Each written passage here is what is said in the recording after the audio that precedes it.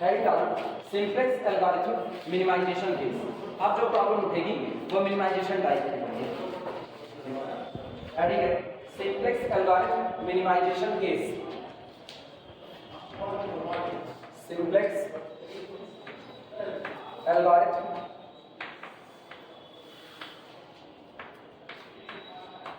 Simplex algorithm bracket में लिख देना मिनिमाइजेशन केस। Minimisation case. अब हम जो भी रूल लिखेंगे ये रूल तब अप्लाई होगा जब दी गई प्रॉब्लम मिनिमाइजेशन टाइप की होगी, यानी minimize z is equal to बाकी का ऑब्जेक्टिव फंक्शन, तब के केस में ये वर्किंग रूल चलेगा। किसमें लिखना, इट इज डिफिकल्ट इंट्रो में लिखना है इसके, it is difficult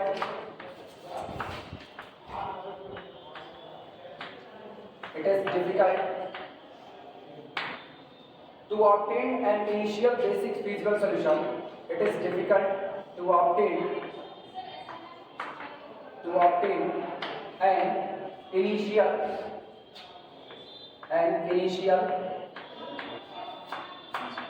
basic feasible solution.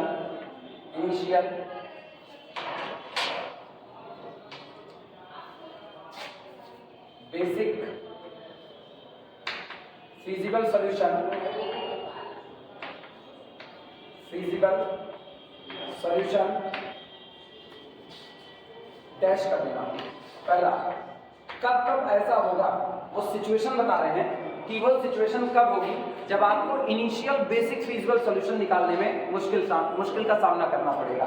ठीक है, इट इज डिफिकल्ट, ये मुश्किल होता है, to obtain an initial basic feasible solution when, जब पहली कंडीशन कब आप इनिशियल बेसिक फीजिबल सॉल्यूशन जल्दी नहीं निकाल पाओगे, व्हेन द कांस्टेंट्स आर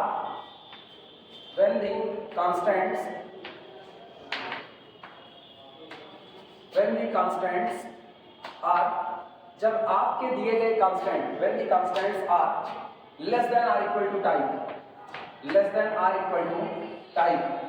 जब आपके कांस्टेंट कैसे होंगे, less than or equal to type के होंगे, पहली बात, और इसके साथ ही साथ एंड या but some right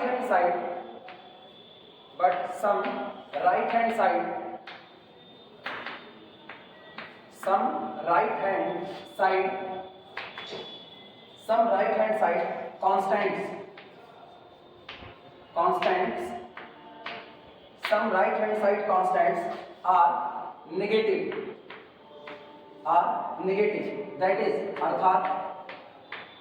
that is bi less than or equal to 0, या less than or equal to केवल और केवल less than 0, bi less than 0। ये चार बात गड़बड़ है, उस पर बहुत क्लियर नहीं आ रहा है,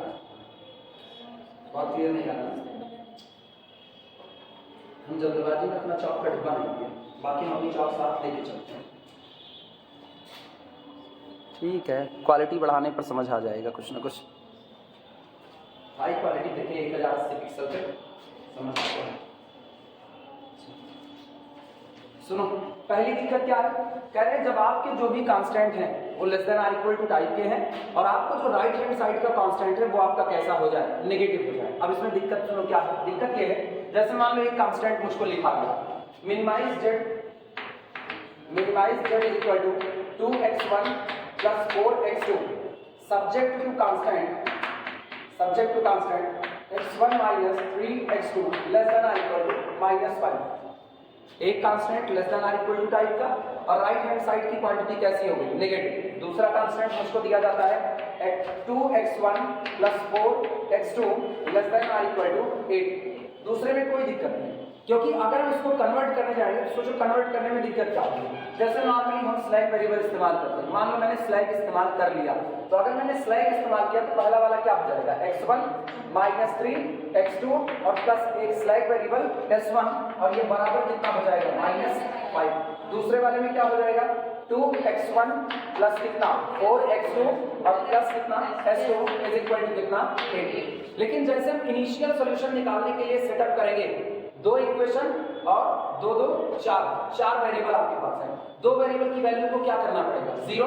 हम x1 और x2 को जीरो करते हैं क्योंकि मुझको पता है बराबर के लेफ्ट साइड में बैठा हुआ कांस्टेंट, बैठा हुआ वेरिएबल बचा लिया जाता है। तो मुझको s1 बराबर क्या मिलेगा, -5, और s2 बराबर क्या मिलेगा, 8 मिलेगा। s1 जो आपको मिला -5, ये नॉन नेगेटिविटी रिस्ट्रिक्शंस को वायलेट कर रहा है। माना यह जाता है, एजम्पशंस में ही जब चैप्टर की शुरुआत हुई थी, शुरुआत एकदम एलपीपी की शुरुआत, वहां पर लिखा दिया गया था कि आप में जितने भी वेरिएबल दिए जाएंगे ये नॉन नेगेटिविटी रिस्ट्रिक्शंस को फॉलो करेंगे, यानी इनकी वैल्यू या तो जीरो हो सकती है या तो पॉजिटिव, कोई भी नेगेटिव नहीं हो सकता। वैसे भी कोई सामान बनेगा तो नेगेटिव मात्रा में तो नहीं बनाया जा सकता, या तो बनाया जाएगा या तो नहीं बनाया जाएगा, इतना ही काम हो सकता है। लेकिन आज की तारीख में S1 की वैल्यू कितनी मिल रही है, -5। ये नॉन नेगेटिविटी रिस्ट्रिक्शंस का वायलेशन है। अब ये दिक्कत देगा, अब ये इनिशियल सॉल्यूशन नहीं बन सकता है। इनिशियल सॉल्यूशन वही बनेगा जो सारे कांस्टेंट को फॉलो करे और इसके साथ साथ नॉन नेगेटिविटी रिस्ट्रिक्शंस को भी फुलफिल कर रहा हो, लेकिन ये नॉन नेगेटिविटी रिस्ट्रिक्शंस से वायलेट कर रहा है। दिक्कत आई, पहली दिक्कत यहाँ पर लिखी गई है, when the constants are less than or equal to type but some right hand side constant are negative, that is bi less than, तब आपको इनिशियल बेसिक फिजिकल सॉल्यूशन निकालने में दिक्कत आएगी। पहला काम। दूसरा सुनो,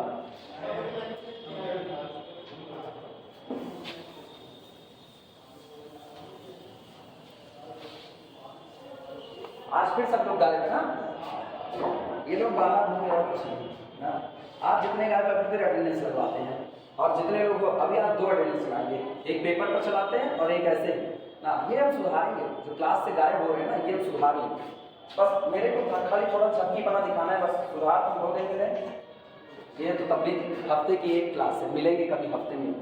दूसरा लिखना, सेकंड में लिखना, when the constants are greater than or equal to type, when the constant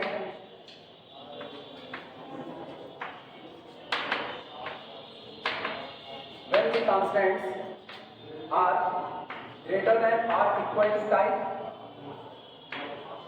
जब आपके कांस्टेंट किस टाइप के हों, ग्रेटर देन और इक्वल टू टाइप के, तब भी आपको दिक्कतें आएंगी। क्योंकि आप सुनो क्या होगा, हमने और कुछ नहीं था, केवल एक रेस्ट्रिक्शन लिखी, कांस्टेंट्स आर ग्रेटर देन और इक्वल टू टाइप। अब इसमें सुनो क्या होगा, जैसे मान लो दिया गया minimize z is equal to 2x1 plus 4x2 plus x3, ये आपका ऑब्जेक्टिव फंक्शन हो गया। और सब्जेक्ट टू कांस्टेंट दिया जा रहा है, कांस्टेंट है 3x1 plus 4x2 minus 5x3 greater than और इक्वल टू 11। अगला लिख देते हैं 4x1 plus 5x2 minus 9x3 less than और इक्वल टू 10। ये मैंने लिख दिया। जब हम इसको स्टैंडर्ड फॉर्म में कन्वर्ट करेंगे तो स्टैंडर्ड फॉर्म में ये ग्रेटर देन और इक्वल टू टाइप का है, तो स्लाइड का इस्तेमाल करेंगे कि सरप्लस का, सरप्लस का, लेस देन में स्लाइड का, ग्रेटर देन में सरप्लस का। सरप्लस आएगा तो अपने साथ आर्टिफिशियल को लेकर के आएगा, लेकिन थोड़ी देर तक के लिए मुझको नहीं पता आर्टिफिशियल की थ्योरी क्या है, नहीं पता, तो हम केवल और केवल कहेंगे ग्रेटर देन और इक्वल टू टाइप का है, सरप्लस का यूज कर लेते हैं। तकलीफ देखना, सरप्लस जब आएगा नेगेटिव साइन के साथ आएगा, यानी हम इसको कन्वर्ट करेंगे तो ये बनेगा 3x1 plus 4x2 minus 5x3 और माइनस s1। सरप्लस है, नेगेटिव के साथ आएगा, इज इक्वल टू कितना हो गया 11। इसको जब करेंगे तो ये हुआ 4x1 plus 5x2 minus 9x3 और ये आपका हुआ प्लस s2, क्योंकि ये लेस देन है तो स्लैक लगेगा। इज इक्वल टू कितना हो गया, लेस देन पर स्लैक, ग्रेटर देन पर सरप्लस। सरप्लस जब आता है आर्टिफिशियल के साथ आता है, लेकिन वो अभी वर्किंग रूल लिखाएंगे उसके बाद। मान लो मुझको नहीं पता तो हम यही काम कर रहे हैं। ये क्या दिक्कत, सुनना, बराबर किधर वाला बचाएंगे, बराबर किधर x1 x2 बचेगा, बाकी सब कैसे सेटअप करेंगे, जीरो।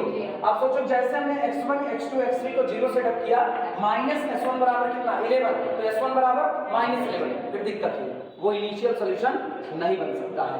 तो जब जब आपको ये दो सिचुएशन मिलेगी, पहली सिचुएशन आपके सारे कांस्टेंट लेस देन और इक्वल टू टाइप के हों और राइट हैंड साइड में बैठा हुआ जो bi है उसमें से कोई एक bi आपका कैसा हो जाए, नेगेटिव, तब भी आपको इनिशियल सॉल्यूशन निकालने में दिक्कत आएगी। जब आपके सारे constant when the constants are greater than और इक्वल टू टाइप, तब भी आपको इनिशियल सॉल्यूशन निकालने में दिक्कत आएगी। आगे लिखना फिर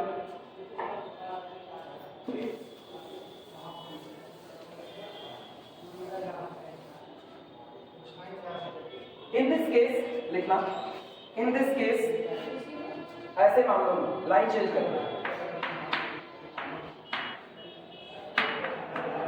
इन this case we add artificial variable, we add artificial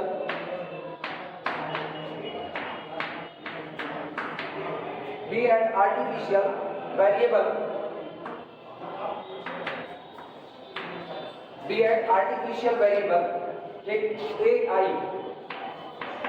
AI। ऐसे मामलों में हम आर्टिफिशियल वेरिएबल AI ऐड करें, मतलब स्लैक और सरप्लस तो आएगा, उसके साथ अब कौन आ रहा है, आर्टिफिशियल साथ में आ रहा है। In this case we add artificial variable AI, जहां पर I वैरी कर सकता है 1 2 सो ऑन कहां तक, m तक, ठीक। AI टू गेट, प्राप्त करने के लिए, to get initial basic feasible solution, initial basic feasible solution. ऐसे केस में इनिशियल बेसिक फिजिबल सॉल्यूशन पाने के लिए हम किसका इस्तेमाल करेंगे, आर्टिफिशियल वेरिएबल का इस्तेमाल। ये याद रखना, स्लैग इस्तेमाल होगा, सरप्लस इस्तेमाल होगा, जिसकी जरूरत पड़ेगी वो इस्तेमाल होगा। लेकिन जब आपका सरप्लस वेरिएबल इस्तेमाल होगा तो उसके साथ कौन आएगा, आर्टिफिशियल आएगा, निश्चित तौर पर, ठीक। और जब कोई इक्वलिटी नहीं होगी, अब बहुत सारी थ्योरी नहीं लिखा रहे, एक थ्योरी इसमें छोड़ दे रहे हैं, अगर इक्वल टू टाइप का होगा तब भी वो आता है। इक्वल टू टाइप हो गया तो दिक्कत सुनो क्या होगी, बताओ, हम ऐसे दे रहे हैं लेकिन उसको लिखा नहीं, कौन इतनी थ्योरी बढ़ाया, ऐसे ही थ्योरी हुई है। जैसे मान लो कांस्टेंट अपने को दिया गया x1 plus x2 plus x3 is equal to 4, बराबर लगा, और अगला उसको दिया गया 2x1 plus 5x2 plus x3 greater than or equal to 10। ऐसा कांस्टेंट हुआ, दो कांस्टेंट है। अब सोचो अगर हम नीचे वाले को देखें तो ये कौन सा है, greater than or equal to, इस्तेमाल कौन होगा, सरप्लस। सरप्लस हुआ तो माइनस के साथ आया, लेकिन जब हम सेटअप करेंगे तो हम x1 x2 x3 को क्या रख देंगे, 0, और जैसे मैंने 0 रखा, ये तीनों 0 बराबर कितना, 4, एकदम गड़बड़ व्यवस्था हो गई कि नहीं, 0 और 4 तो बराबर हो नहीं सकते, तो इसका मतलब यहाँ पर एक वेरिएबल आपको जानबूझ करके लगाना पड़ेगा और उसको कहेंगे आर्टिफिशियल वेरिएबल। तब हम इसको क्या कहेंगे, तब हम इसको लिखेंगे x1 plus x2 plus x3 और प्लस एक artificial variable a1 is equal to 4।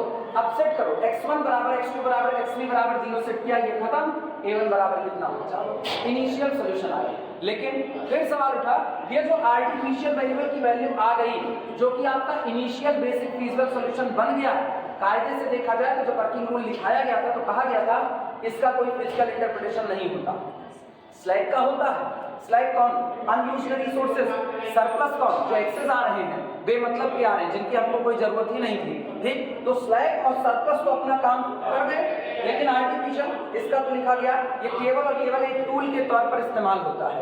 अभी हम दोबारा इसको लिखा देंगे, ये केवल एक टूल के तौर पर इस्तेमाल होता है, अपने काम को आसान बनाने के लिए, अपने काम को करने के लिए, कि हम किसी तरीके से सॉल्व कर सकें, लेकिन इसका कोई फिजिकल इंटरप्रिटेशन नहीं होता। जिसका फिजिकल इंटरप्रिटेशन नहीं होता, क्या वो मेरे फाइनल सॉल्यूशन का हिस्सा बन सकता है? मेरे फाइनल सॉल्यूशन में स्लैग आए चलेगा, मेरे फाइनल सॉल्यूशन में सरप्लस आए वो भी चलेगा, मेरे ओरिजिनल डिसीजन वेरिएबल वो तो आएंगे ही आएंगे, बिना उसके काम नहीं बनेगा, लेकिन मेरे ओरिजिनल सॉल्यूशन में जो लास्ट का आएगा उसमें आर्टिफिशियल कभी भी जगह नहीं पाएगा। क्लियर है ये बातें? तो अगर ये जगह नहीं पाएगा तो इसको बाहर करना पड़ेगा, क्योंकि इनिशियल में तो आप एंट्री कर गए। जब कोई चीज इनिशियल में आ गई और आपको पता है कि ये आपको डिस्टर्ब करेगी, आपने केवल इसको एज अ टूल लेकर के आए हो, घर में कोई भी फंक्शन पड़े, पड़ोसी से बर्तन उधारी मांग करके अगर आई है तो क्या अपने ही घर का हो जाएगा? लास्ट में लौटाना पड़ेगा, तो लास्ट में लौटाने का मतलब उसको अपने घर से बाहर निकालना पड़ेगा। इसी तरीके से आर्टिफिशियल को लास्ट में रिमूव करना पड़ेगा। आर्टिफिशियल को रिमूव करने के लिए दो मेथड का इस्तेमाल करते हैं। पहला नाम दिया जाता है टू फेज मेथड, 2 स्टेप में काम होता है, इसीलिए टू फेज, 2 अवस्थाएं हैं सॉल्व करने की, और अगले को कहते हैं बिगम मेथड या उसी को कहते हैं पेनाल्टी मेथड। तो बाद में बिगिन पढ़ेंगे, सबसे पहले two phase method. Two phase method exam में बाकायदा प्रॉपर वे में लिख करके पूछेगा कि solve the given linear programming problem by two phase method, solve the given linear programming problem by the begin method, वो पूछेगा। और ये याद रखना, जिस मेथड से पूछे उसी मेथड से सॉल्व करना। बाय द वे कभी किस्मत बड़ी खराब रही, तुमको बिगिन पूछ लिया और बिगिन का वर्किंग रूल भूल गया, लेकिन तुमको टू फेज अच्छे से याद है तो टू फेज से सॉल्व करना। छोड़ना मत, छोड़ करके आओगे तो कोई मत, देखो तुम वैसे भी छोड़ दोगे तो एक को नंबर नहीं मिलेगा, जुआ खेल लो, क्या पता हमने बिगन से पूछा हुआ, हमको मान लो बिगन नहीं आया, ऐसी कंडीशन बन सकती है कि आपको बिगन नहीं आया, आप 2 फेज से लगा दो, अगर थोड़ा सा भी दया धर्म दिखा लेगा तो आपको 1 या 2 नंबर भी थमा दिया तो मिला तो 1-2 नंबर, जहां कुछ नहीं वहां 1-2 नंबर ही सही मिल जाएगा, ये कंडीशन बनेगी।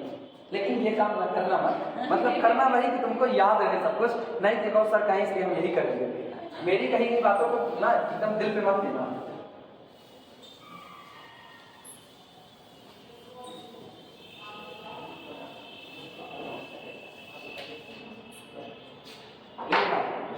There are 2 methods, लिखो, there are 2 methods, there are 2 methods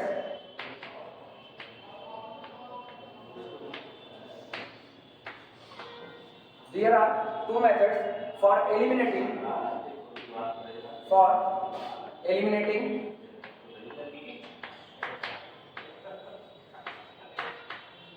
there are 2 methods for eliminating these artificial variables, these artificial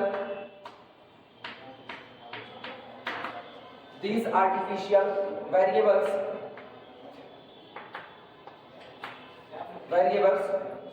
from the solution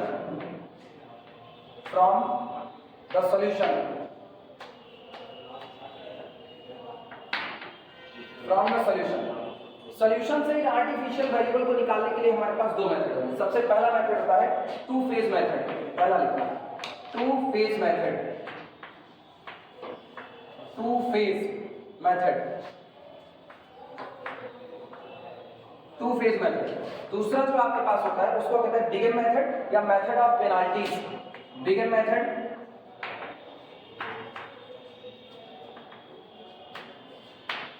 big M method, और अथवा इसी को कहते हैं method of penalties, method of penalties.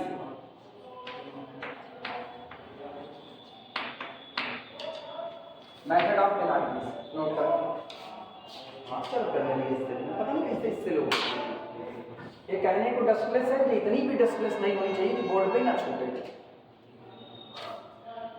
हम जल्दी मेरे सामने मेरा चौक का डिब्बा रखा है, लेकिन जल्दी उसको बैग में नहीं हो गया, तो बताना हटाया। इसके बाद हम रिमार्क लिखेंगे, जिस रिमार्क में ये बात होगी कि आर्टिफिशियल वेरिएबल का कोई फिजिकल इंटरप्रिटेशन नहीं होता। ये सब चीजें जो थ्योरेटिकली लिखाई जाती है ना, ये मान कर चलो थ्योरी 2 वजह से लिखाई जाती है। पहली वजह से, एक थ्योरी तुम्हारी कॉपी में मौजूद है, न्यूमेरिकल को लगाते वक्त तो जैसा भी केस बन रहा है, अगर हम कोई थ्योरी ना बताएं, अच्छा तो ये कोई थ्योरी ना बताएं, मेरे अगर मेरे पॉइंट ऑफ व्यू से देखा जाए, हम कोई थ्योरी नहीं बताएंगे, हम सीधे आएंगे, सवाल उठाएंगे, सवाल करवा देंगे, काम बन जाएगा, हमारा जल्दी मामला निपट गया। लेकिन तुम जब किताब उठाओगे तो किताब उठाते वक्त सवाल लगा, उसमें अलग अलग वैरायटी के केस आएंगे, कभी आर्टिफिशियल बच रहा होगा, कभी आर्टिफिशियल नेगेटिव कोफिशिएंट के साथ बच रहा होगा, कभी किसी के साथ बच रहा होगा, कभी कौन अंदर आएगा कौन बाहर, इसका कोई रूल मैंने नहीं लिखा है। टाई हो गया, दोनों बराबर हो गया, इनकमिंग वेक्टर आउटगोइंग का दोनों टाई हो गया, मैंने कोई रूल नहीं लिखा है, तुमको कुछ नहीं पता, बस जो सवाल कर रहा है उसी के जैसा कर सकते हो। फिर तुम किताब पढ़ो तब भी तुमको वर्किंग रूल पढ़ना पड़ेगा, तो उससे अच्छा हम ही वर्किंग रूल प्रॉपर वे में लिखा दें कि अगर मुझसे किसी टाइप का मेथड कोई पर्टिकुलर टाइप का न्यूमेरिकल छूट गया, वर्किंग रूल में पढ़ा है कि वो कैसे सॉल्व होगा, उठा करके उसको उस तरीके से सॉल्व कर दिया जाता है। ये एक फायदा होता है वर्किंग रूल लिखने का।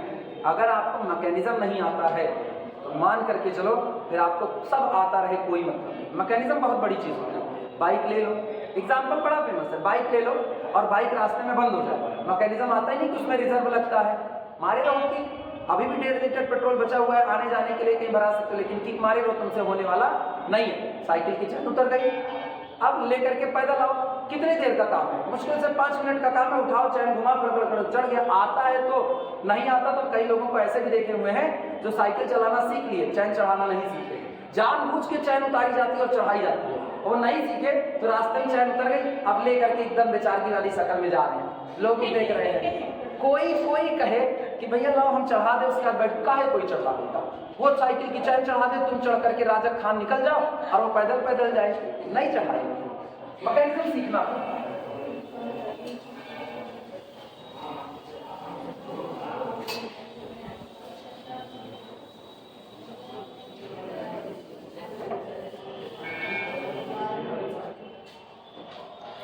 चलो लिखते हैं, रिमार्क लगाना, remark.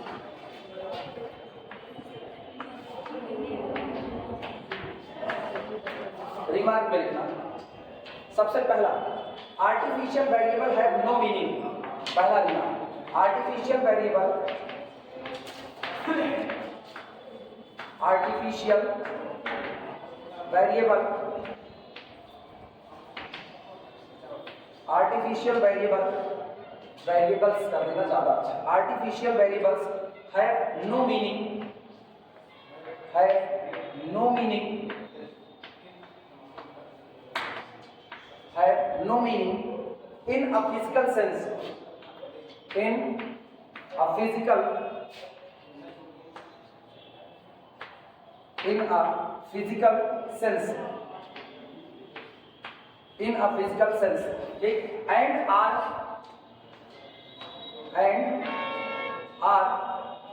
only used, and are only used और केवल इस्तेमाल किए जाते हैं, and are only used as a tool, as a tool, और केवल एक टूल के तौर पर इस्तेमाल किए जाते हैं, for generating, for generating,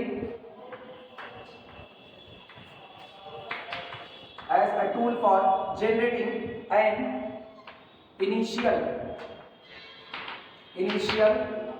linear programming problem solution, LPP solution. Artificial variable का कोई भी फिजिकल इंटरप्रिटेशन, कोई भी फिजिकल सेंस में इनका मायने नहीं होता, ये सिर्फ और सिर्फ एक टूल के तौर पर इस्तेमाल किए जाते हैं किसी एलपीपी सॉल्यूशन को प्रोड्यूस करने के लिए। वाइवा में पूछा जाता है, जब वाइवा होता है तो वहां अगर कोई सही सलामत एग्जामिनर आया तो तुमसे पूछता है कि ये बताओ जो स्लैग वेरिएबल हम इस्तेमाल करते हैं, क्यों स्लैग वेरिएबल को हम प्लस साइन के साथ ही ले आते हैं, क्यों सरप्लस वेरिएबल को हम नेगेटिव के ही साथ लेकर के आते हैं। और मैक्सिमम लड़के ये गलती करते हैं, ये कह के सर वर्किंग रूल है, नहीं, कोई वर्किंग रूल नहीं। ये जितना एलपीपी पढ़ रहे हो ये रियल लाइफ की ही मैथमेटिक्स आई हुई है, जो आम जिंदगी की प्रॉब्लम थी उनको सॉल्व करने के लिए ऐसा इस्तेमाल किया गया, और उसके बाद से ये ऐसे चल रहा है। तब यहाँ पर चाहे स्लैग हो चाहे सरप्लस हो, सबके अपने मायने हैं, लेकिन आर्टिफिशियल उनको केवल और केवल एक टूल के तौर पर लिया गया, उनका कोई फिजिकल इंटरप्रिटेशन नहीं होता है, इसीलिए इस बात को अलग मेंशन कर दिया गया है। ठीक, इसके बाद लिखना हेडिंग डालो टू फेज मेथड। अब इसकी बात करें, टू फेज मेथड, इसका वर्किंग रूल, फिर टू फेज मेथड के सवाल, बिगिन का वर्किंग रूल, बिगिन के सवाल। हेडिंग डालो two phase method.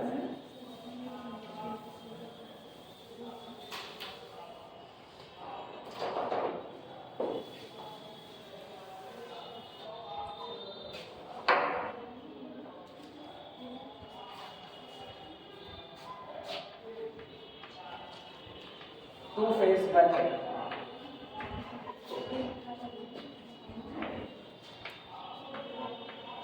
Two phase method, इनको टू फेज कहने का खास रीजन है क्योंकि टू फेज मेथड में दो हिस्सों में काम किया जाता है। पहले हिस्से में आर्टिफिशियल वेरिएबल को रिमूव किया जाता है और दूसरे हिस्से में प्रॉपर वे में प्रॉब्लम को सॉल्व किया जाता है।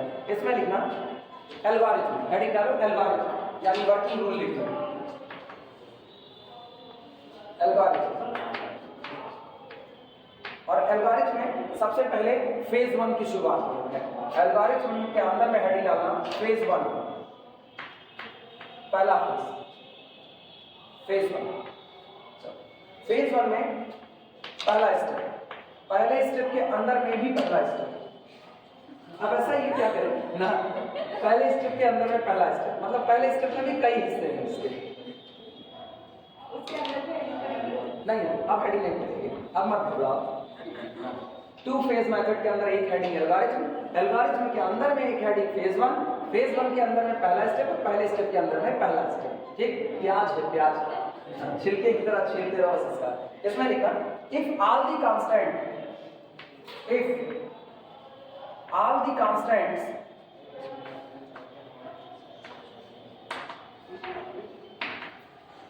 if all the constants are less than or equal to time, less than or equal to time, अगर ऐसा हो, ध्यान से सुनना, अगर ऐसा हो कि आपके जितने कांस्टेंट हैं वो सारे के सारे किस टाइप के हों, लेस देन और इक्वल टू टाइप के हों, ठीक, then phase 2, then phase 2 can be directly used, can be directly used,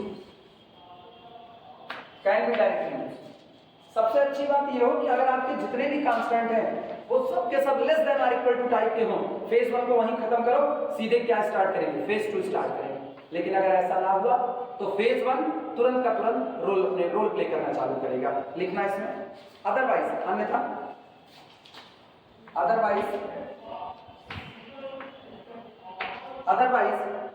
ठीक, the necessary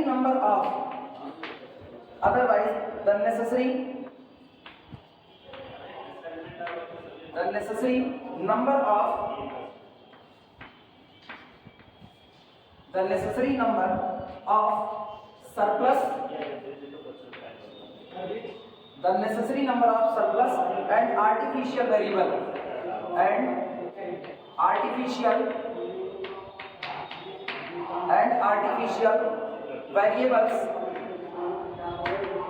variables are added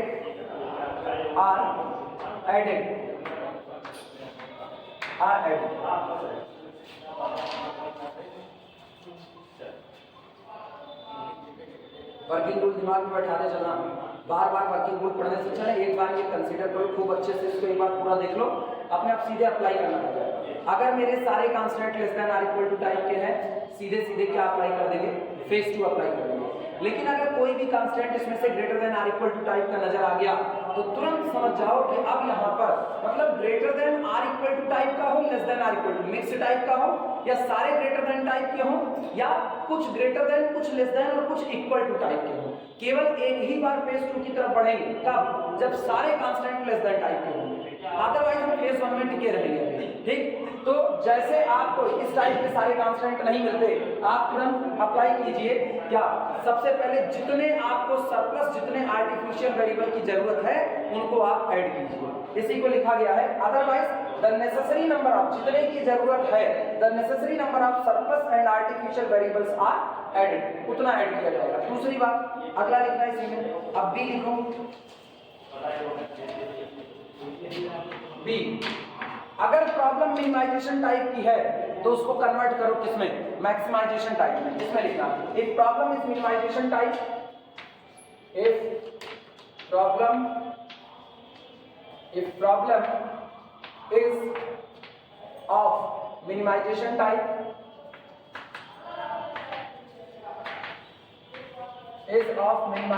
type,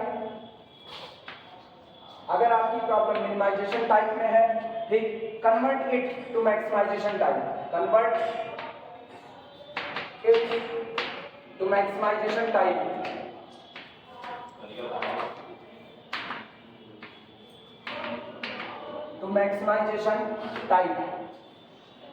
अगर प्रॉब्लम मिनिमाइजेशन की है तो उसको कन्वर्ट करो किसमें, मैक्सिमाइजेशन में। मिनिमाइजेशन की प्रॉब्लम को मैक्सिमाइजेशन में कन्वर्ट करना सिखाए हैं, याद आया, जेड की जगह पर कितना, जेड स्टार, जहां जेड स्टार कौन है, माइनस जेड, बाद में उसमें माइनस से मल्टीप्लाई करेंगे तो ओरिजिनल प्रॉब्लम फिर से रीगेन हो जाएगी। ठीक, इसके बाद दूसरा पॉइंट लिखना, सेकंड, ये पहला था, अब दूसरा। पहले के अंदर में दो बातें थी, पहली बात ए और दूसरी कौन सी, बी। बी में केवल सिंपल सा रूल है, अगर मिनिमाइजेशन का केस है तो उसको कन्वर्ट कर दो किसमें, मैक्सिमाइजेशन। सेकंड स्टेप सुनना, सेकंड स्टेप में अब हम जो ये कोफिशिएंट इस्तेमाल किए जा रहे हैं, ये कोफिशिएंट ऑब्जेक्टिव फंक्शन में किस कोफिशिएंट के साथ, सॉरी, जो वेरिएबल इस्तेमाल किए जा रहे हैं, ये वेरिएबल ऑब्जेक्टिव फंक्शन में किस कोफिशिएंट के साथ आएंगे, इसकी बात कर रहे हैं। जैसे याद करो पुराना वाला केस, तो पुराने केस में जब हम स्लैक वेरिएबल का इस्तेमाल करते थे तो उन सारे के सारे स्लैक वेरिएबल का कोफिशिएंट अपने ऑब्जेक्टिव फंक्शन में कितना रखते थे, 0 रखते थे। ठीक, इस बार भी हम क्या इस्तेमाल कर रहे हैं, सरप्लस और आर्टिफिशियल। तो सरप्लस और आर्टिफिशियल, इनका मेरे ऑब्जेक्टिव फंक्शन में कोफिशिएंट कितना लिया जाएगा, अब उसकी बात करने चल रहे हैं। लिखना, assign 0 coefficient, assign 0 coefficient, assign 0 coefficient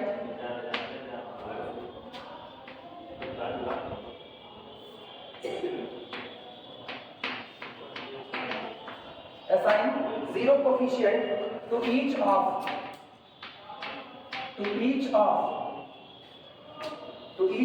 decision variable, to each of decision variables xj, to each of decision variable xj and to surplus variables, ठीक, and assign -1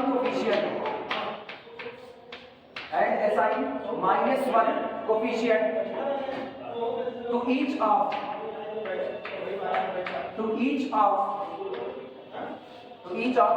the artificial variable,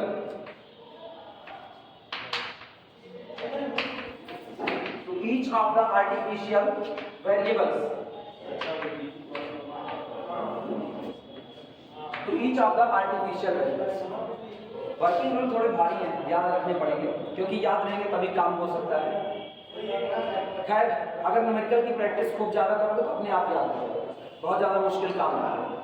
पहला काम क्या, हम इसीलिए ना इत्मीनान से लिखा है, इत्मीनान से याद दिलाते जाओ। पहला काम क्या, यहाँ से सारे कांस्टेंट अगर less than or equal to type के हैं तो सीधे कहाँ मूव कर जाएं, फेज 2 पर मूव कर जाएं, ठीक। लेकिन अगर ऐसा नहीं है तो जितने आपको सरप्लस और आर्टिफिशियल वेरिएबल का यूज करना है उनको आप इस्तेमाल कीजिए प्रॉब्लम को स्टैंडर्ड फॉर्म में कन्वर्ट करने के लिए। और अगर आपकी प्रॉब्लम मिनिमाइजेशन टाइप की है तो उसको कन्वर्ट करें किसमें, मैक्सिमाइजेशन में।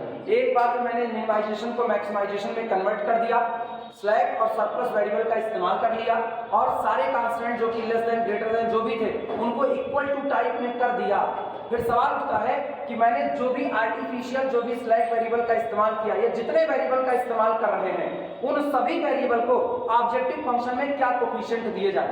जवाब बड़ा सीधा सा है, आपके जो भी ओरिजिनल डिसीजन वेरिएबल हैं x1 x2 x3 x4 x5 जो भी हैं उन ओरिजिनल डिसीजन वेरिएबल को अपने ऑब्जेक्टिव फंक्शन में कोफिशिएंट दे दीजिए 0, आंख बंद करके उनको क्या कर देंगे 0। जितने आपने सरप्लस इस्तेमाल किए उनको भी क्या कर दो 0, लेकिन जितने आपने आर्टिफिशियल इस्तेमाल किए उनको कोफिशिएंट कितना देंगे -1। कुल मिलाकर के मोटे मोटे तौर पर बात यह है कि टू फेज मेथड में जब भी मुझको आर्टिफिशियल वेरिएबल को ऑब्जेक्टिव फंक्शन में रखना पड़ेगा तो उनका कोफिशिएंट कितना देंगे -1, और एक बार वो दिख गए तो बाकी सबका कोफिशिएंट कितना देंगे 0 देंगे। क्लियर हुआ, ये सारा बड़ा रूल खत्म हुआ, ठीक। अब आगे लिखो,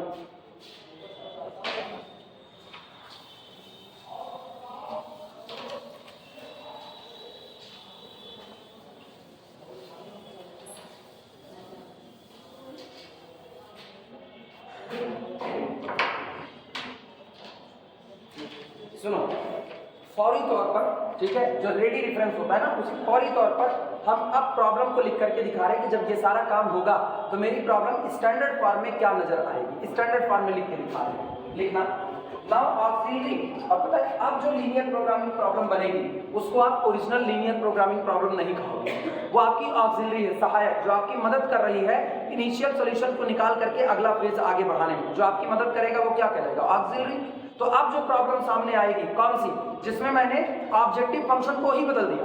सोचो मैंने क्या किया, ऑब्जेक्टिव फंक्शन में सारे डिसीजन वेरिएबल का कोफिशिएंट क्या डाल दिया 0, जितने स्लैक थे सरप्लस थे उनका क्या कर दिया 0, केवल आर्टिफिशियल का क्या रखा -। प्रॉब्लम बदल गई कि नहीं, और बदल गई तो इसको बोलते हैं ऑक्सिलरी लीनियर प्रोग्रामिंग प्रॉब्लम। इसका हम स्ट्रक्चर लिख करके दिखा रहे हैं, ये दिखने में कैसी होगी, लिखना now auxiliary LP problem, now auxiliary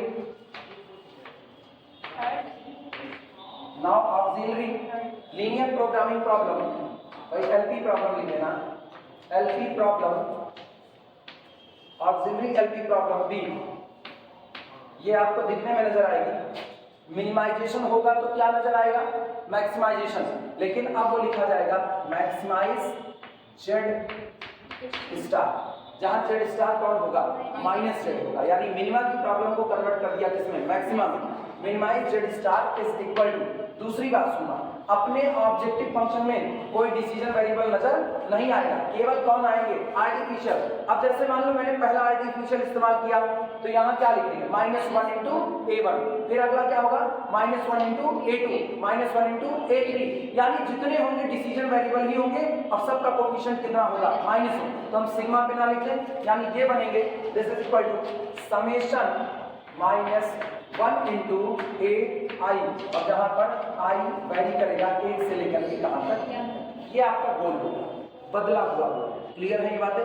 subject to constant STC, subject to constant, ये आपका होगा समेशन AIJ, ठीक, सब इकट्ठे लिख रहे, समेशन AIJ XJ, ठीक, प्लस आपका आर्टिफिशियल वेरिएबल जो आपने ऐड किया है AI, और बराबर इधर कितना हो जाएगा BI, जहां पर ये समेशन रन करेगा J पर, तो J वैरी फ्रॉम 1 से लेकर के कहां तक, ये आपका सब्जेक्ट टू कांस्टेंट होगा।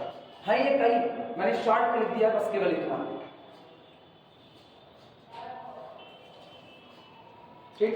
और जो आपने वेरिएबल इस्तेमाल किए ये नॉन नेगेटिविटी रिस्ट्रिक्शंस को फॉलो करेंगे, यानी and XJ, AI are greater than or equal to 0 for all I, J, ये नोट कर लो। I 1 से लेकर के M तक जाएगा, वो याद रखना। और एक और चीज ना, Z स्टार के बारे में बता देते हैं। Z star is nothing, Z star is equal to -Z। पुराना वाला जो ऑब्जेक्टिव फंक्शन था उसी में माइनस का मल्टीप्लाई करके कौन बना है, Z स्टार बना है।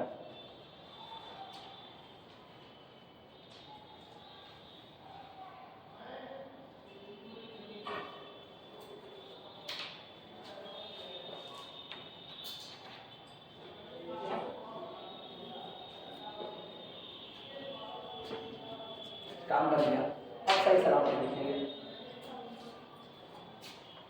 अरे वाह, चल रहा है, इसीलिए मेरा नाम अनुभव है, एक्सपीरियंस काम करता है। चलो मिटाया जाए।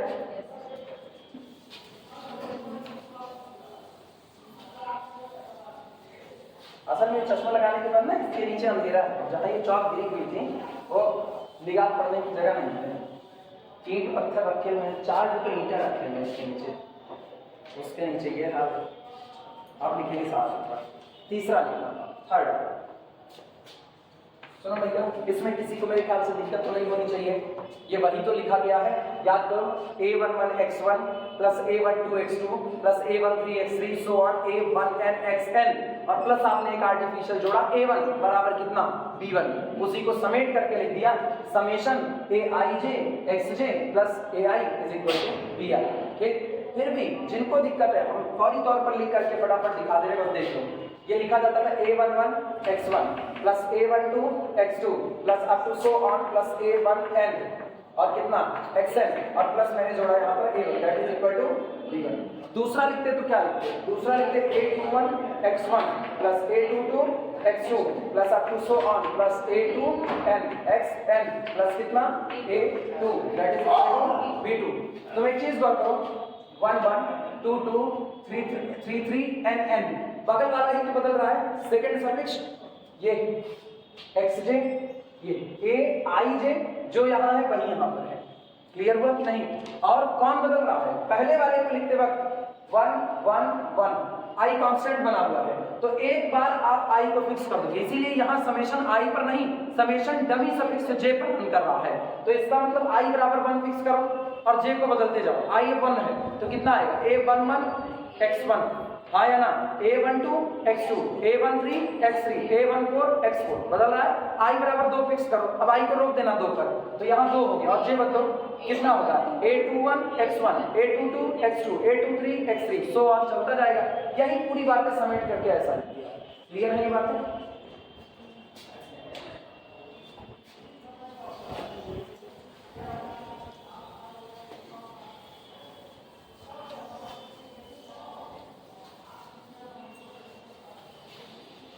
ध्यान रखना पड़ता है, नहीं पता चले ना, लोग कहते हैं भाई इतना डीपली का है बता रहे, हमको पता है ना, हम इस क्लास में पढ़ाए होते एक बार, तब यहीं फर्स्ट ईयर पढ़ा रहे थे, भरी हुई क्लास थी एकदम, और एकदम वही सीट थी, खिड़की के पास वाली सीट, मेरे को अभी भी याद है। उधर एक लड़का बैठा था, आजकल एयरफोर्स में है वो, ठीक है, उधर बैठा हुआ था। वो खड़ा हुआ अचानक से, उसके बाद कह रहा है स्पेयर का टॉपिक चल रहा था और प्लेन काट रहा था स्पेयर को, तो हम उसको शॉर्ट में लिख देते थे स्पेयर का इक्वेशन s बराबर 0 और प्लेन का इक्वेशन p बराबर 0। तो ये आपको जब इकट्ठा आएगा तो ये एक सर्किल बनाएगा कि स्पेयर प्लेन के साथ आता है तो सर्किल बनाता है, ये हम लिख दिए। अब वो पीछे बैठे हुए थे, अचानक से खड़ा हुआ। होता है फर्स्ट ईयर में कभी एनर्जी लेवल बहुत हाई होता है, सामने वाले मास्टर को आप जान नहीं पाते वो किस नेचर का है। तो फर्स्ट ईयर में पहली बार मुलाकात उठा, कहा आप जो पढ़ा रहे किसी समझ नहीं आ रहा है। अचानक से ना, हम ऐसे ही इत्मीनान से पढ़ाते थे, बतिया बतिया कर, कहा आप जो पढ़ा रहे किसी समझ नहीं आ रहा। हम कहे यार तुम अपनी गारंटी लेते, अपनी तुम पूरी क्लास फंसा दिए उसी चक्कर में कि किसी को नहीं समझ में आ रहा। अब तो हम पूछेंगे, रख दिए चौक जस्ट, अब हम कहे अब तुम बताओ सारे लोग। उसके बगल कह रहे हैं हमें नहीं आ रहा, हमारे बगल के वाले को नहीं आ रहा। अब उसके बाद अपने बगल वाले को बताए तो इधर वाले कह रहा उधर भी नहीं आ रहा, उधर भी लोग बतिया रहे हैं। हम कहे ठीक है अब तुम लोग बताओ होता क्या। उसको खड़ा किए, उसको तो आ ही नहीं रहा था, पता है बगल वाले पूछे, उससे हमने बताया s बराबर 0 क्या रिप्रेजेंट करता है, नहीं आया। हम स्फीयर का स्टैंडर्ड इक्वेशन बताओ क्या होता है, वो भी नहीं आया। स्फीयर का स्टैंडर्ड इक्वेशन नहीं आया। हम कहे डी डी आर बताओ क्या होता है, तो वो भी नहीं आया। पहला चैप्टर डी डी आर वो भी नहीं आया। उसके बाद हम कहे जब यार तुमको कुछ आया ही नहीं तब तुमसे पूछ ले, कोई मतलब। अगले वाले से पूछे, उसको भी नहीं आया। अगले वाले से पूछे, उसको भी नहीं आया। सही किसी को नहीं आ रहा था, ठीक, उसकी बात सही थी, किसी को नहीं आ रहा था। बाद में फिर आगे वालों से पूछना चालू किए, तो आगे वालों से पूछना चालू किया तो यहाँ इस बेंच तक खिड़की के बीच वाले तक धड़ धड़ जवाब मिलने चालू हो गए। इस कमरे में उस समय ऑन पेपर स्टूडेंट जो बैठती थी अभी कम, उस समय ऑन पेपर स्टूडेंट रेगुलर 380 बैठती थी, रेगुलर 380 में। तब यहाँ ये जो बीच में जगह होगा दिख रही है ना, ये जगह कम थी, लेकिन फिर भी हम इस जगह से पीछे पीछे तक जाते थे, एक एक की कॉपी चेक करते थे। 380 पर भी हम ये काम करते थे, वो नहीं होता। इधर वाले लोग सारे बताते रह गए। अब हम उनसे पूछा, हमको ये बताओ तुम लोग कई दिन से नहीं आ रहे हो। इतना तो याद रहता है 380 की क्लास में भी आज भी उसको उस 380 लोगों में से किसी को भी लेकर आओ जो रेगुलर क्लास से, नाम नहीं बताएंगे लेकिन शक्ल मेरे को याद है कि तुम फला बैच के हो। हम कई दिन से नहीं आ रहे, पता चला 2 दिन से नहीं आ रहे हैं। इनसे पूछे, बगल वाले कह रहे हैं 1 हफ्ते से नहीं आ रहे हैं, आज आ गए हैं, फंस गए बुरे तरीके से। अगले वाले पूछे, सब ऐसे ही कंडीशन में निकले कोई। फिर हम इनकी कॉपी निकलाए, किसी की कॉपी मुझको सही सलामत कंप्लीट नहीं हुई। तो क्लास में ऐसी भी सिचुएशन होती है कि ये होते कि एक्चुअली है क्या ना, क्लास चलती है, बड़ी क्लास चलती है, छोटी क्लास की बात नहीं, बड़ी क्लास की। उस बड़ी क्लास में रेगुलर पढ़ने वालों का जो परसेंटेज होता है ना, वो ज्यादा से ज्यादा 20 से 25% होता है। बाकी लोग उनकी फीस पे कर रहे होते हैं। ये मेरी बात नहीं है, ये बात दिल्ली में एक पढ़ाते हैं Rajendra Dubey sir, CSIR net की कोचिंग पढ़ाते हैं, उनकी बात है। वो खुद ही कहते हैं क्लास में केवल और केवल पढ़ने वालों का 25% होता है और बाकी लोग बैठ के उनकी फीस पे कर रहे होते हैं उस 25% की। अच्छी बात क्या होती है, ये 25% लोग डेली बदलते रहते हैं, डेली। यानी वो 25% ही होते हैं जिनका कंसंट्रेशन एकदम बरकरार रहता है बोर्ड पर क्या पढ़ाया जा रहा है। बाकी के जो लोग क्लास में प्रेजेंट है उनका दिमाग भटका हुआ रहता है, लेकिन अगले दिन जिनका आज कंसंट्रेशन है उनका भटक जाता है और अगले वाले का यहाँ पे आ जाता है। तो ये 25% ही पढ़ने वाले होते, बाकी और होते होते नहीं। तो किसी भी क्लास में अगर आप रिजल्ट की उम्मीद करो तो 25% ही उम्मीद करो, इससे ज्यादा उम्मीद नहीं करो।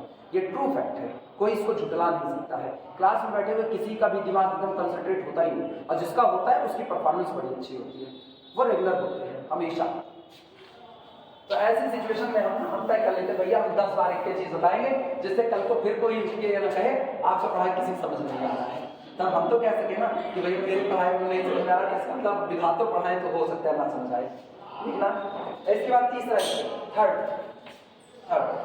सुनो, इतना करने के बाद जितना हमने यहाँ पर सेटिंग की, इतना करने के बाद यानी less than or equal to type का है तो सीधे फेज 2 जाएंगे, लेकिन अगर less than or equal to type का नहीं है तो इसका मतलब फेज 2 की तरफ नहीं जाएंगे। अभी यहाँ पर काम होगा। अब जितने आपको आर्टिफिशियल और सरप्लस वेरिएबल इस्तेमाल करने वो आप इस्तेमाल करोगे। इस्तेमाल करने के बाद ये जो आपने वेरिएबल इस्तेमाल किया और जो पहले से मौजूद थे, ऑब्जेक्टिव फंक्शन में जब इनको लिखेंगे तो अपने डिसीजन वेरिएबल का, अपने सरप्लस वेरिएबल का कोफिशिएंट क्या रख देंगे 0, आर्टिफिशियल का कितना रख देंगे -1। और मुझको एक artificial auxiliary linear programming problem मिल चुकी है। ये जो ऑक्सिलरी प्रॉब्लम मिली है इस पे हम लोग वही सिंपलेक्स मेथड लगाएंगे जो हम पीछे लगाते आते हैं, ठीक। लिखना इसमें तीसरे स्टेप में apply the simplex algorithm, apply the simplex algorithm, apply the simplex algorithm, apply the simplex algorithm to solve the auxiliary to solve the auxiliary linear programming problem LP problem। अब जो ये आपको ऑक्सिलरी लीनियर प्रोग्रामिंग प्रॉब्लम मिली हुई है, इसको solve करने के लिए जो सिंपलेक्स एल्गोरिथम आप जानते हो वही आप अप्लाई कीजिए, यानी वही फिर से ZJ का कैलकुलेशन, CJ माइनस ZJ का calculation, incoming vector, outgoing vector, सारा काम वैसे होगा। अब जो जो केसेस बनेंगे उन केसेस का डिस्कशन करने जा रहे हैं। लिखना 3 केसेस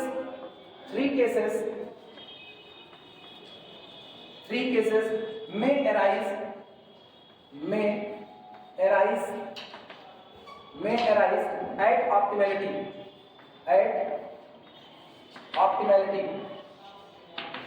याद करो सिंपलेक्स एल्गोरिथम में ऑप्टिमैलिटी की कंडीशन क्या थी, बेस्ट सॉल्यूशन मिलने की कंडीशन क्या थी, or C j minus Z J either less than or equal to 0।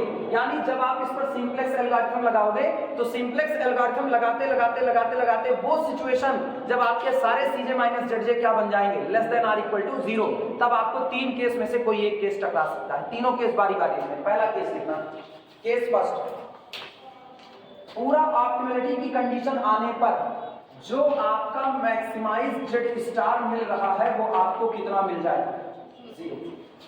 जब आपने पूरा केस सॉल्व कर लिया, ऑप्टिमैलिटी की कंडीशन तक पहुंच गए, तो आपको जो जेड स्टार की मैक्सिमम वैल्यू मिल रही है वो आपको कितनी मिल जाए, 0। यहां बगल में कैलकुलेट करते थे ना, वो वैल्यू आपकी कितनी हो जाए, 0। ठीक। एंड और इसके साथ ही साथ 2 बातें हैं, अकेले ये नहीं, एंड एटलीस्ट 1, कम से कम एक, at least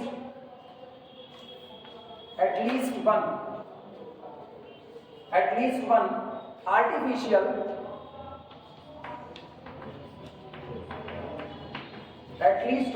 artificial variable is present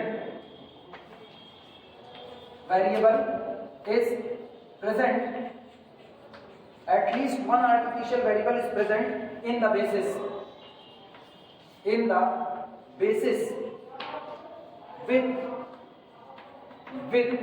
positive value।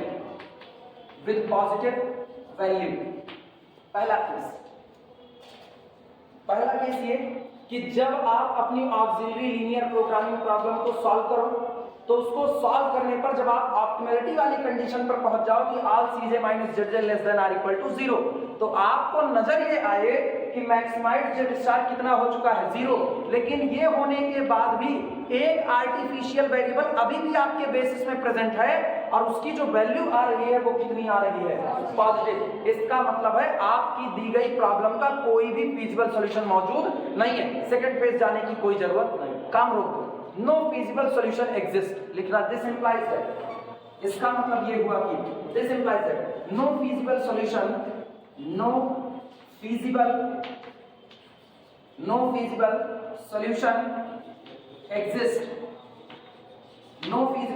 exist for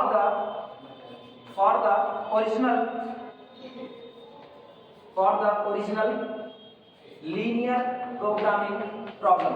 जो आपको ओरिजिनल, सोचो हमने सॉल्व क्या किया, ऑक्सिलरी, लेकिन ऑक्सिलरी को सॉल्व करके गारंटी किसकी दे रहे, ओरिजिनल की। आपके ओरिजिनल प्रॉब्लम के पास कोई भी सॉल्यूशन मौजूद नहीं होगा। काम रोक दो, सेकंड फेज जाने की कोई जरूरत नहीं है।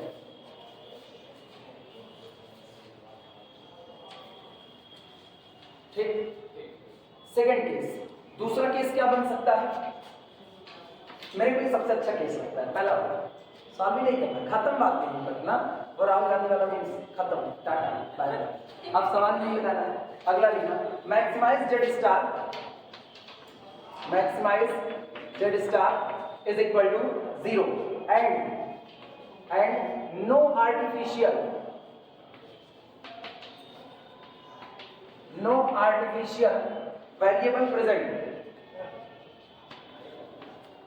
Artificial variable present in the basis। ऐसा हो कि आपको जो मैक्सिमाइज जेड स्टार मिले उसकी वैल्यू तो कितनी आ जाए, 0। लेकिन जब आप बेसिस की तरफ निगाह डालो तो बेसिस में कोई भी आर्टिफिशियल वेरिएबल मौजूद नहीं है। इसका मतलब काम आगे बढ़ाइए, अब आप सीधे फेज 2 की तरफ मूव कर जाते हैं। लिखना, move two phase 2।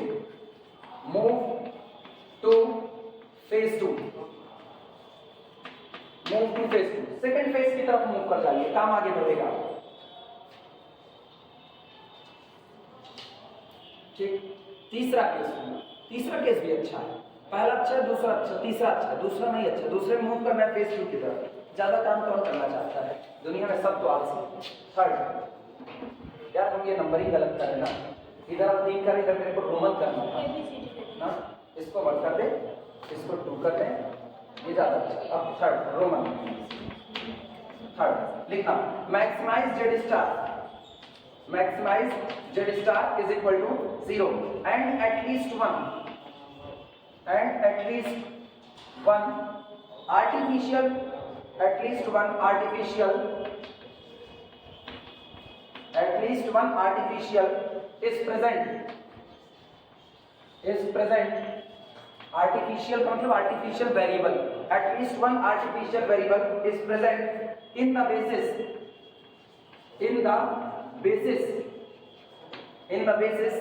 at zero value, at least one artificial variable present in the basis at zero value। तीनों में अंतर सुनना, तीनों में अंतर क्या है, तीनों में एक बात कॉमन है, एक बात कॉमन ये है, पहले में भी मैक्सिमाइज जेड स्टार 0, दूसरे में भी 0 और तीसरे में भी 0, इसको तो याद करने की कोई जरूरत नहीं। तो कुल मिला के मोटा मोटा हिसाब है मैक्सिमाइज जेड स्टार हर बार कैसा रहना चाहिए, 0, किसमें, फेज 1 में।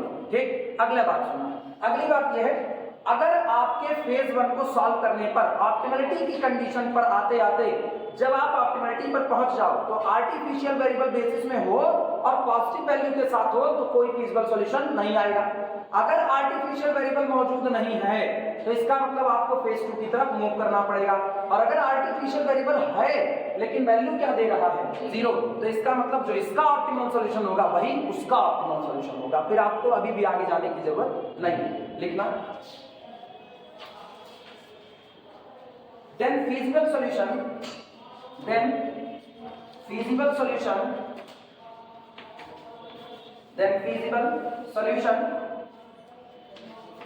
to the above LPP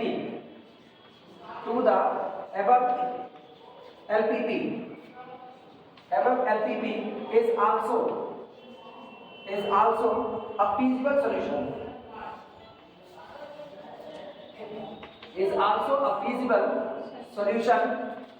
to the original LPP।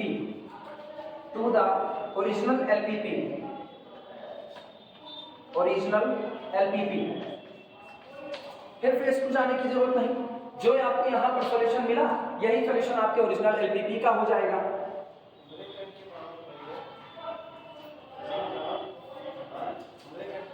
ठीक, अब एक नोट लगाना, एक नोट सुनो, अगले नोट बड़ा इंपॉर्टेंट, नोट आपका काम बड़ा हल्का कर देगा।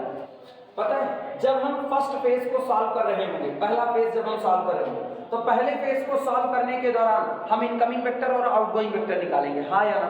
इनिशियल स्टेज में आर्टिफिशियल बेसिस में मौजूद होंगे, जब आप इनिशियल सॉल्यूशन सेटअप कर रहे होंगे तो आर्टिफिशियल बेसिस में मौजूद होंगे, फिर आप कैलकुलेट करोगे जेड, फिर आप कैलकुलेट करोगे सीजे माइनस जेड। जब आप कैलकुलेट करोगे तो वो आपको देगा इनकमिंग वेक्टर, और मिनिमम रेशियो जब आप एक्सचेंज रेशियो कैलकुलेट करोगे वो देगा आउटगोइंग वेक्टर। तो अगर बेसिस में से कोई आर्टिफिशियल बेसिस को छोड़ करके चला गया तो वो दोबारा री एंट्री के लिए कंसीडर नहीं किया जाएगा। ये स्लैक और डिसीजन में नहीं है, स्लैक वेरिएबल बेसिस को छोड़ करके जाए दोबारा री एंटर कर सकता है, डिसीजन वेरिएबल बेसिस को छोड़ करके जाए फिर से री एंटर कर सकता है, लेकिन आर्टिफिशियल के ऊपर एक दोख लगा है। आर्टिफिशियल ने अगर बेसिस को एक बार छोड़ दिया तो अब तुमको दोबारा बेसिस में एंटर करने के लिए देखा नहीं जाएगा। कहते नहीं है अगर तुमने इस घर के बाहर कदम रख दिया तो मेरा तुम्हारा रिश्ता खत्म। हाँ, आप बेसिस को छोड़ दो बस, खाली काम खत्म। और जब ऐसा हो रहा है तो सोचो जो बेसिस में दोबारा री एंट्री के लिए कंसीडर ही नहीं किया जा रहा, क्या हमको बार बार उसके लिए सीजे माइनस जेड कैलकुलेट करने की दिक्कत उठानी है? नहीं। हम क्या करेंगे, अगर A1 ने बेसिस को छोड़ दिया तुरंत A1 का कॉलम डिलीट कर दो। जब तुम A1 का कॉलम डिलीट कर दोगे तो उसके लिए जेड कैलकुलेट नहीं होगा, और जेड कैलकुलेट नहीं होगा तो सीजे माइनस जेड भी कैलकुलेट नहीं होगा, बात ही खत्म। तो अगर कोई आर्टिफिशियल वेरिएबल बेसिस को छोड़ करके जाता है उसी समय उसका कॉलम वहां से क्या कर दो, डिलीट कर दो। अगली टेबल में उसका कॉलम बनाने की कोई जरूरत नहीं है। नोट में इसी बात को लिख लेना, बोले नोट में लिखो एन आर्टिफिशियल वेरिएबल बोल दे रहे हैं, लिख लो an artificial variable is never considered, an artificial variable is never considered, an artificial variable is never considered to re-enter, never considered to re-enter into the basis. An artificial variable is never considered to re-enter into the basis. Re-enter, पुनः वापस वो basis में लौट नहीं पाएगा। Clear हुआ? Phase 1 खत्म होता है। अब फेज 2 की शुरुआत करते हैं। हेडिंग डालो फेज 2।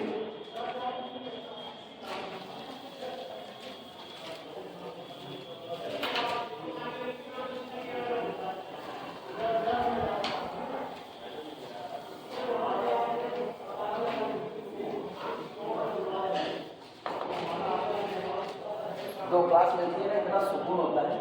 कंटिन्यूअसली 2 क्लास बड़ा सुकून देती है। और एक क्लास के लिए हफ्ते की एक मुरझुराए हम आए मुरझुराए तुम लोग बैठे रहो ना, तुमको समझ आ रहा है ना हमको पढ़ाने में इंटरेस्ट आ रहा है, बस चल रहा है इससे हवा हवाई। फेज 2 नहीं, रेगुलर बने रहो। जो लोग रेगुलर रहोगे उन्हीं को लेकर के हम हफ्ते की 4 क्लास आगे बढ़ाएंगे, ठीक है? इसलिए हफ्ते की 4 क्लास मेरे से ज़्यादा तुम लोगों पर डिपेंड करेंगे। पता है हफ्ते की 4 क्लास देने के लिए मेरे पास दिन का टाइम नहीं है, हमको रात को 10 बजे से लेकर के 12 बजे तक वीडियो बनाना पड़ेगा। तो अगर हम 10 से 12 जग सकते हैं, सुबह मेरे को 3:30 बजे उठना है, ठीक है? वो मेरा फिक्स टाइम है कि मुझको 3:30 पे उठना है, ठंडी गर्मी बरसात कुछ भी। तो जब मुझको 3:30 बजे उठना है, 10 से 12 हम ये काम कर रहे हैं, तो इसका मतलब है हम 3.5 घंटा तो सो नहीं पा रहे हैं। तो अगर हफ्ते की 4 क्लास के लिए हम 3.5 घंटा सो सकते हैं, तो तुम बिल्कुल मेरे साथ रेगुलर ये तो आ ही सकते हो। नहीं आओगे तो भाई एक रास्ता कल बताए हैं, ग्रुप से बाहर कर देंगे। ग्रुप से बाहर करेंगे फिर पता चलेगा शनिवार ही वो गड़बड़ी होगी। ऐसे मेरे से ज़्यादा तुम्हारी जिम्मेदारी है उस क्लास को रन कराना। अभी इसीलिए रोक करके रखे हैं, शुरुआत करेंगे बस एक बार रेगुलरिटी पता चल जाए, बस उतने ही लोगों के साथ आगे बढ़े। जो क्लास नहीं आता ना, तुम्हारे उसके बीच में अंतर होना चाहिए, ये हमेशा याद रखो। अगर कोई आपके साथ रेस लगा रहा है और आप उससे ज़्यादा मेहनत कर रहे हो, तो ऑब्वियस सी बात है आपको बेहतर बनना है, आपको बेहतर बनना है। उससे ज़्यादा मेहनत करो, बेहतर ही नहीं बन रहे हो, तो क्या मतलब हो जाता है? तो वही बेहतर है, तो तुम भी कम मेहनत कर लेते। लेकिन वो क्लास भी नहीं बैठ रहे हैं, 1 घंटा 20 मिनट बैठने पर जो पैर का दर्द होता है उसको आवाज़ ही नहीं कर रहे हैं, लेकिन तुम कर रहे हो उसको। तो इसका मतलब तुम्हारे उनके बीच में मुझको अंतर करना पड़ेगा, और अंतर यही होगा, उनको कुछ नहीं मिलेगा, तुमको मिलेगा। जो क्लास में है उसको बिल्कुल मिलेगा।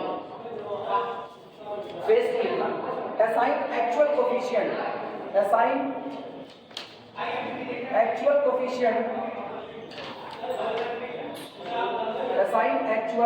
coefficient to the variable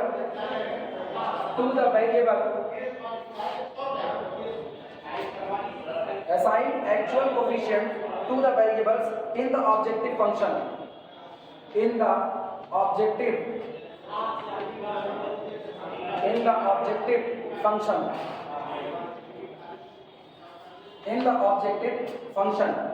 and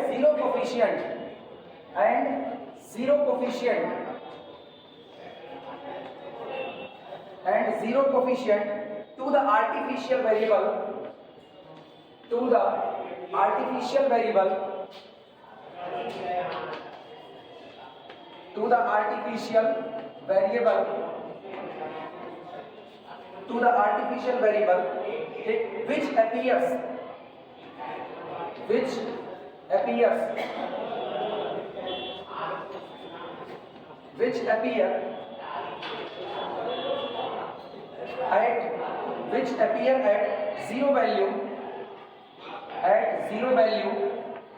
which appears at zero value in the basis at the end of phase 1,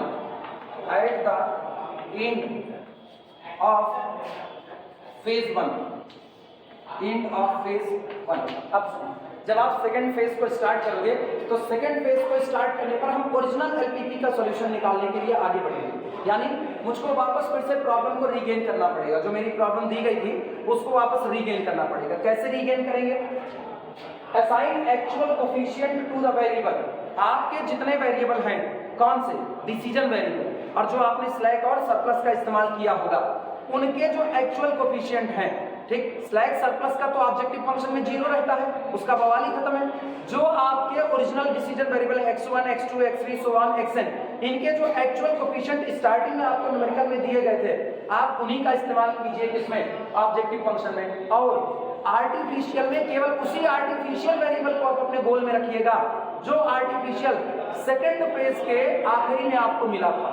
यहां पर लिखा गया है assign actual coefficient to the variable in the objective function and zero coefficient, और आप zero coefficient रखिए किसके लिए, टू द आर्टिफिशियल वेरिएबल, एक आर्टिफिशियल वेरिएबल के लिए आप जीरो कोफिशिएंट का इस्तेमाल कीजिए, लेकिन विच अपीयर, ये आर्टिफिशियल वेरिएबल आपको मिलेगा, अपीयर सामने आएगा, मिलेगा कहां पर, at the zero value, zero value के साथ, in the basis, at the end of the base, phase 1 के खत्म होने पर जो आर्टिफिशियल वेरिएबल बेसिस में बच गया है किस वैल्यू के साथ, जीरो वैल्यू के साथ, उसका कोफिशिएंट आप अपने ऑब्जेक्टिव फंक्शन में कितना दीजिए, 0 दे दीजिए। क्लियर है? अब नाउ सॉल्व एज प्रीवियस, जैसे पहले सॉल्व करते थे वैसे सॉल्व कीजिए। लास्ट लाइन लिखना, ब्रैकेट बना करके ऐसे ब्रैकेट बना, बोले the last simplex table, the last simplex table, the last simplex table of phase 1, पहले फेज में जो आपको लास्ट वाली सिंप्लेक्स टेबल मिली है सबसे आखिरी में, जिसके बाद आप सेकंड फेज की तरफ मूव करेंगे, उस टेबल की बात करें। The last simplex table of phase 1 can be use, इस्तेमाल की जा सकती है, कैन बी यूज, ठीक, as the initial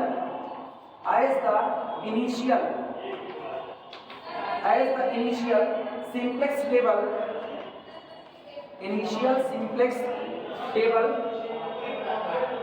initial simplex table for phase 2, जो आपको फेज 1 के आखिरी में टेबल मिली है, फेज 1 जब खत्म हो रहा था तो जो आपको आखिरी में टेबल मिली है, आप उसी टेबल को फेज 2 की शुरुआती टेबल के तौर पर इस्तेमाल कर सकते हो। थोड़ा सा फेरबदल करना पड़ेगा, फेरबदल यही कि जो आर्टिफिशियल वेरिएबल बेसिस में आया है जीरो वैल्यू के साथ, उसका कोफिशिएंट क्या चढ़ाना पड़ेगा, 0 चढ़ाना पड़ेगा सीजे वाले में। क्लियर हुआ कि नहीं? ठीक, वो एक वो इसमें ना बहुत ज्यादा ध्यान मत दो, जब लास्ट में न्यूमेरिकल करना चालू करेंगे ये अपने आप रिकॉल हो जाएगा। तुमको ये पूरा वर्किंग रूल केवल और केवल सरसरी तौर पर पढ़ लेना है, बाकी सब सीखेंगे न्यूमेरिकल को लगाते, ठीक है? बैठ करके ये गीता दोहन पढ़ना नहीं है, ये हम इसलिए लिखाए हैं कि न्यूमेरिकल को सॉल्व करते। जैसे 3 केसेस आए, अब मान लो तीनों केस का न्यूमेरिकल हम उठाएं तो हफ्ते की एक तो क्लास मिली है, मेरे को 3 न्यूमेरिकल करने पड़ेंगे। हम एक केस उठाएंगे, एक केस के साथ चलेंगे और दूसरे वाले केस का मैंने वर्किंग रूल लिखा है तो सॉल्व करने का तरीका बता देंगे। आखिरी में कैसे बैलेंस किया जाता है वो वर्किंग रूल में मौजूद है, काम आसान हो जाएगा, इसीलिए वर्किंग रूल की जरूरत है। वरना जितने केस बनेंगे उतने न्यूमेरिकल उठाए जाएंगे, तो ऑब्वियस सी बात है एक क्लास में तो नहीं हो सकता, इसीलिए तो हम हफ्ते की 4 लिखना। आखिरी बस, इसके बाद ये खत्म है। लास्ट लाइन को देन अप्लाई फाइनल टच दे देंगे।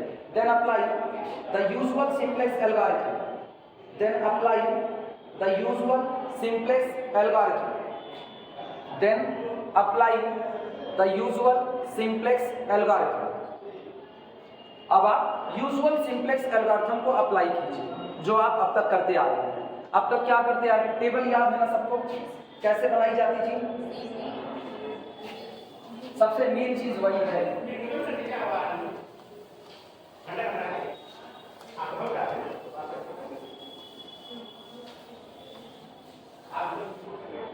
जैसे फौरी तौर पर एक प्रॉब्लम टाइम का बचा नहीं होता, कितना है प्रॉब्लम 640, प्रॉब्लम लिखो। आज कौन सा दिन है? बृहस्पतिवार, कल शुक्रवार, परसों शनिवार, ठीक है? एक ही दिन का है। प्रॉब्लम लिखा रहे हैं, अपनी क्लास में सॉल्व करेंगे, हाथ मत लगाना प्रॉब्लम को, ठीक है? पहले बता रहे हैं, खुद से सॉल्व करने की कोशिश मत करना, हमको एक आध प्रॉब्लम इसलिए करवाने देना, फिर अपना किताब में जो है उसको लगाते रहना। तुम खुद पहले उठा लोगे, पहली प्रॉब्लम उठाओगे, पहले में ही कंफ्यूज जाओगे। हाईवे पे जब गाड़ी आए तो तुरंत चौथा गियर में डाल दिया। पहले गियर में सीखो गाड़ी में झटका क्या लगता है, दूसरे में सीखो झटका कितना कम होता है, तीसरे चौथे उसके बाद जब थोड़ा हाथ खुल जाए फटाफट दौड़ाना चालू करो। अभी पहले मेरे को लगा दें, प्रॉब्लम खाली लिखा है, देखो use two phase problem, use two phase simplex method, two phase simplex method, use two phase simplex method to solve the following LPP, to solve the following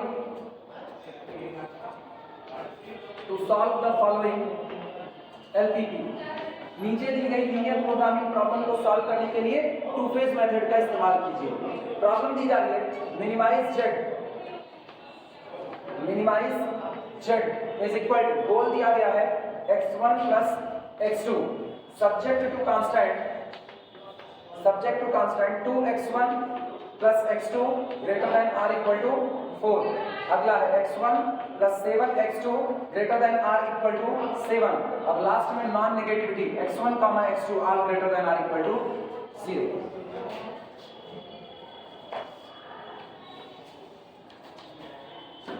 चार मिनट है मेरे पास, अभी इसका कुछ तो शुरुआत कर ही देते, दिखाई नहीं, शुरुआत करके समझा कैसे काम करें। ये बताओ सबसे पहले गोल पर निगाह डालो। गोल कैसा, मिनिमाइज या मैक्सिमाइज? मिनिमाइज। तो इसका मतलब सबसे पहला काम क्या होगा, कन्वर्ट मिनिमाइजेशन इनटू मैक्सिमाइजेशन। कैसे कन्वर्ट करेंगे, जहां पर z है उसकी जगह क्या करेंगे, माइनस है। यानी अगर आप अपने गोल में माइनस का मल्टीप्लाई कर दो तो जो गोल मैक्सिमा का था वही किसका हो जाएगा, मिनिमा का। हाँ या ना?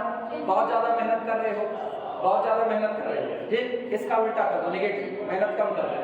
तो बहुत ज्यादा मेहनत कर रहे थे, अंबानी बनने की तरफ बढ़े थे, ठीक, अभी तुमने उल्टा कर दिया, माइनस कर दिया, तो आप अंबानी से अडानी तो बन नहीं जाओगे ना, और गरीबी की तरफ बढ़ोगे। तो इसका मतलब मुझको केवल एक काम करना है, जब हम इसको स्टैंडर्ड फॉर्म में कन्वर्ट करेंगे तो मिनिमा कन्वर्ट होगा मैक्सिमा में। कैसे होगा, लिखा जाएगा मैक्सिमाइज जेड स्टार का मतलब है मैंने अपने गोल में माइनस से मल्टीप्लाई कर दिया, तो ये जो x1 है ये क्या बन जाएगा, माइनस x1, और ये हो जाएगा माइनस x2।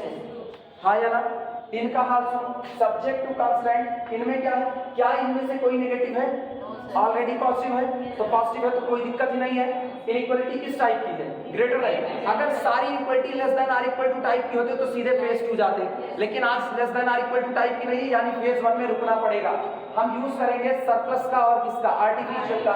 ये बनेगा 2x1 plus x2 minus x1 plus a1 is equal to कितना, 4, सरप्लस के साथ आर्टिफिशियल, ठीक। अगला अब कौन होगा, x1 प्लस 7x2 और माइनस कितना x2 और प्लस कितना a2 इज इक्वल टू कितना हो गया, 7। क्लियर हुआ?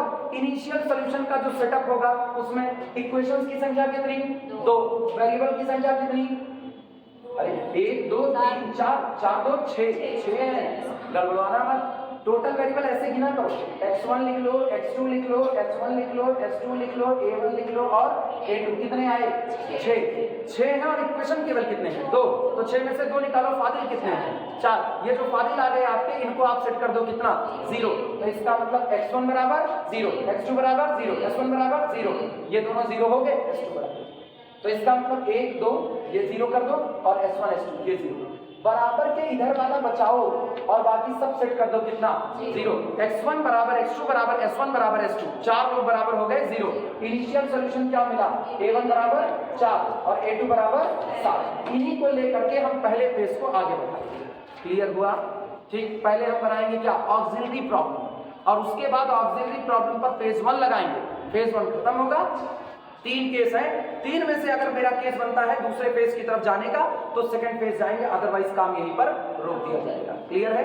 लगाना मत, हम कल छोड़ो, परसों वाली क्लास जो मेरी होगी उसमें हम लगवाते हैं इसको, ठीक। अभी इसी पर